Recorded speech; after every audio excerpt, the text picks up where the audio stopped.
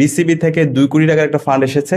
বিশ্ববিদ্যালয়ের সবচেয়ে অবহেলিত অবস্থা ছিল গত 100 বছরে বিশ্ববিদ্যালয়ে যতগুলো মসজিদ আছে সেই মসজিদগুলা। বিশ্ববিদ্যালয় কেন্দ্রীয় মসজিদ 65 বছর পরে আমরা সংস্কার করেছি। এটা আপৎকালীন সংস্কার, প্রায় 3 কোটি টাকার মতো সংস্কারের কাজ হয়েছে।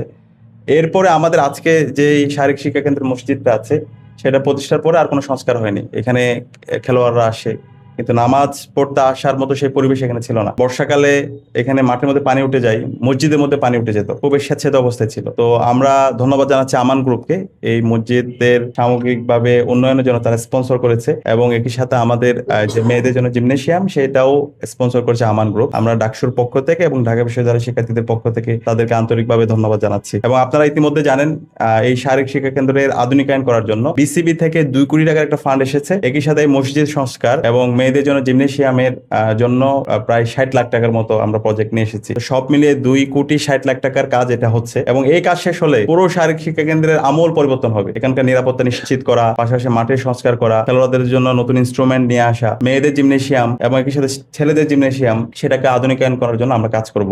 আর যে মসজিদে এখন আমরা আছি সেই মসজিদের এখনো কাজ চলমান আছে। এখানে এসি স্থাপন করা হবে, আবার কার্পেটগুলো চেঞ্জ করা হবে, এবং আরো অনেকগুলো ফ্যাসিলিটিস এনশিওর করা হবে। তো সব মিলিয়ে আমরা চেষ্টা করছি শিক্ষার্থীদের কাছে দেওয়া প্রত্যেকটা কমিটমেন্ট বাস্তবায়ন করার জন্য। একই সাথে ঈদের পরে আমরা শনিবারের বাস সার্ভিস চালু করছি, যেটা শিক্ষার্থীদের দীর্ঘদিনের দাবি। এখন পর্যন্ত সেটা বন্ধ আছে। শনিবারের বাস সার্ভিস চালু হবে, এবং মেয়েদের জন্য, নারীদের জন্য আমরা নতুন কিছু বাস নিয়ে আসতেছি। তো ইনশাআল্লাহ অনাবাসী শিক্ষার্থীদের দীর্ঘদিনের যে দাবি, সেই দাবিগুলো আমরা খুব দ্রুত বাস্তবায়ন করতে যাচ্ছি।